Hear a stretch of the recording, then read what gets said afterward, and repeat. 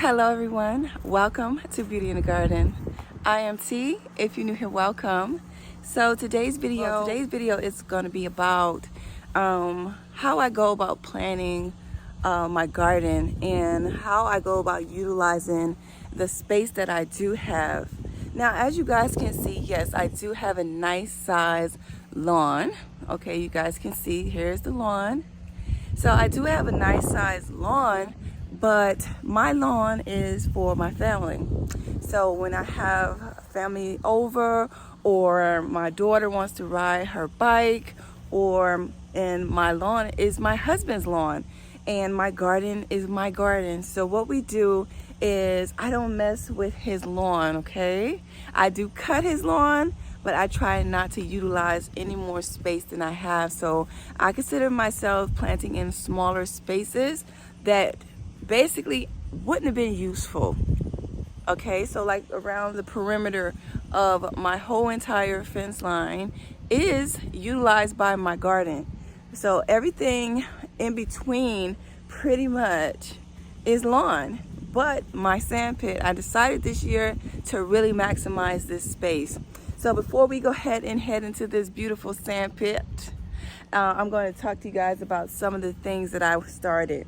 Now, right here in the wheelbarrow, I did go ahead and wanted some flowers. So I popped in here is some begonias, and I love the different diversity colors of the begonia leaves. I'm really liking the dark leaves here, and it looks like roses, right, you guys? Now these plants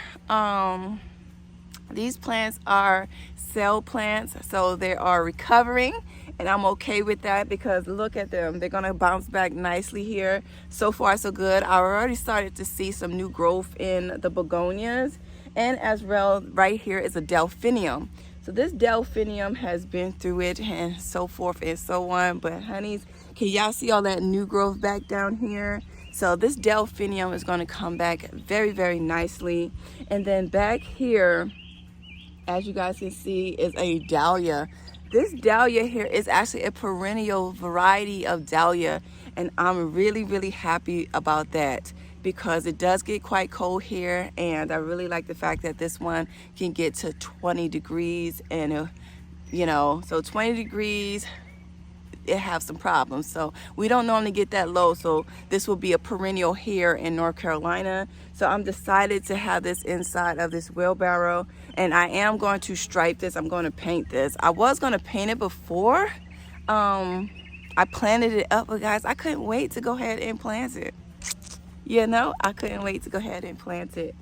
So the next thing I have here, besides in this wheelbarrow, I actually put in here is ginger in this far back. Okay, it's actual ginger that I can eat. Okay, so it's some rhizomes planted in here. Okay, and that's why this is an open space right in here that I popped in some ginger. And then right beside here is a raspberry. Now I am going to put it in a colander. Okay, I'm going to put some fencing around here, and I'm going to create a colander to hold it all and be able to harvest from this container in a colander form. And then right here, I have here is a pear tree. This is called a moonglow pear. And what it's going to do once it gets big enough, it's going to cast the shade right here, and that's going to be perfect for anything if I wanted to plant full sun or shaded plants in this area, okay? Because we get a good bit of sun over here as well. And then I have here is my little stone walkway into the sand pit. And then each one of these containers here, I have here is some calipacoas right here. I just planted these up. You can kind of tell they're a little bit in distress. And then here is some cuttings of some coleus. All right, so these coleus is in recovery because I transplanted them, and they're really just little cuttings, okay?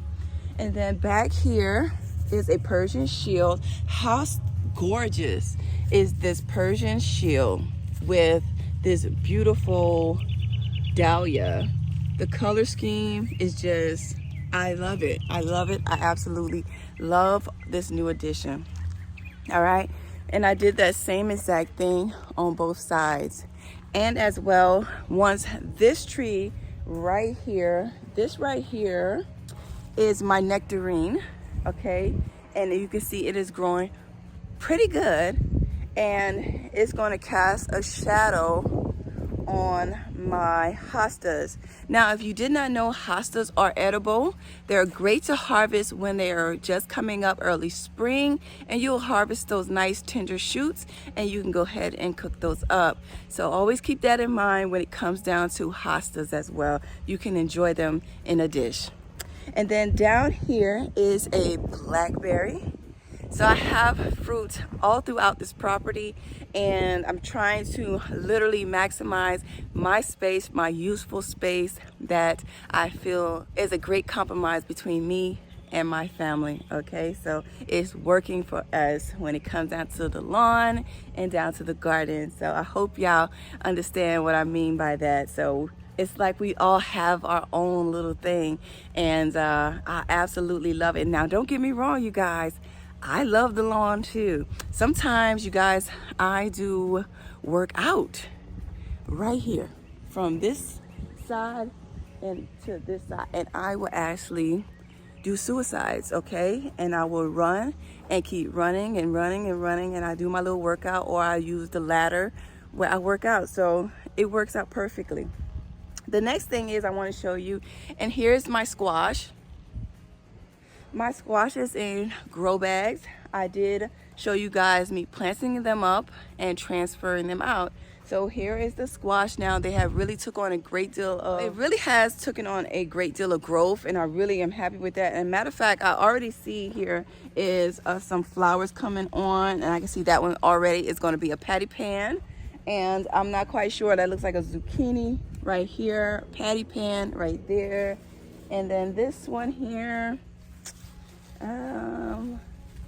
okay, now this one right here is going to be a crookneck squash. So they're growing amazing.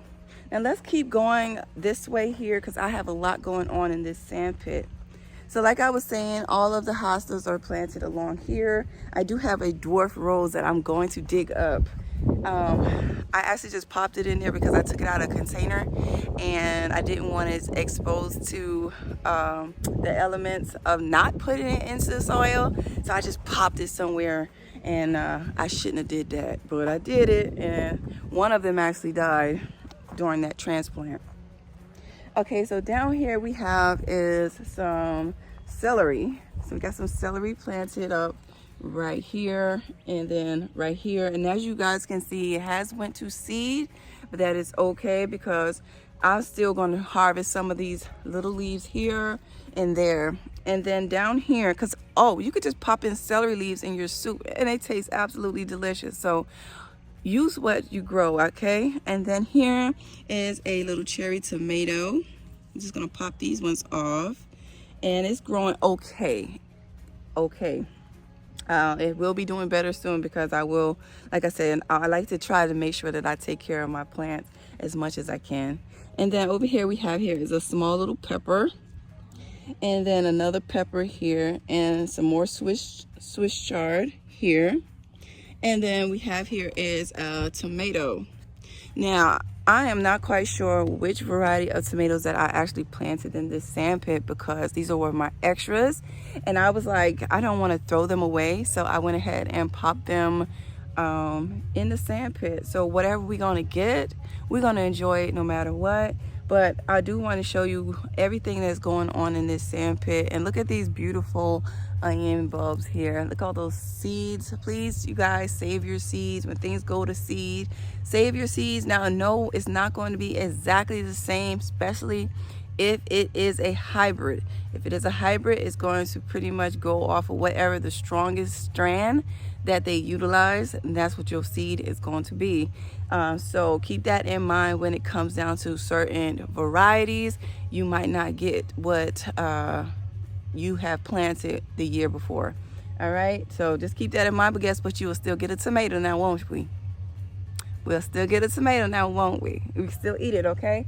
The next thing is, as you guys can see, is some more Swiss chard and this beautiful tomato right here. And I can tell this is going to be a bigger variety of tomato and not a cherry. I could tell from the flower size. Okay. And now as we walk this way, we actually have here is some more peppers that are growing. That looks like that's going to be a banana pepper right here. This right here, it looks like a bell pepper there. I did plant along the back of this is actually giant white chard. So this whole back area is going to get some serious height and some serious volume, and I'm excited about that. So what I did was I kind of just layered things. That's pretty much what I did. All right, and then here we have another tomato, and then some more peppers, and you could tell that these are going to be bells. Look how big those flowers are, and you can see the bell peppers actually coming on, but the flower size is a nice size, so you know most likely that's going to be a bigger pepper. All right, and then look at my bubblegum pink alliums. I told you guys about this in the last tutorial of this area, and they weren't open, but now you guys get to see how gorgeous and dainty this is. And it's going to be all along this whole front is literally the bubblegum pink allium. So I can't wait to come back in a couple of weeks and show you guys, you know, just the change in general. It's going to be a big change from this video to the next video when I show you again. All right, so we have all our bell peppers along here, and then can you guys see what I mean? This is a giant white chard that's right here, and then here. So it's going to be a lot of volume up in here as these plants continue on growing. I have here is blue salvia here and there. I just love that pop of color in a mixture in here. Can you guys see what I mean? It kind of highlights this area to have some more color, even with that beautiful bubblegum pink allium with this beautiful salvia right here. All right, and then I got down here. I don't know if you guys can see here. It's all along this whole front is the Venka. So these are fuchsia colored Venkas. I thought about doing the white Venka up front, but I changed my mind. But I have these beautiful pink ones that actually self-seeded from almost 7-8 years ago, and I dug them up and I just popped them into place, and they're coming up just fine now that I've placed them, you know, in their own little space. And then right here is this cherry tomato. Now look at this cherry tomato. How gorgeous is this? It is strong, it is built nicely. And then we have here is the cayenne long. This is the cayenne extreme long, and I really planted up a good bit of those, as well as I think habaneros. Okay, and then over here you can see another salvia. You can see the giant white chard, some more peppers here, the cayenne longs, some more of the Swiss chard all along here. And the tomatoes are doing so well. I mean, just look at this one tomato by itself is doing so good. And then it's got a good bit of tomatoes on this plant. I will be coming in here and cleaning up the base. I will be coming in here and cleaning up the base of this cherry tomato.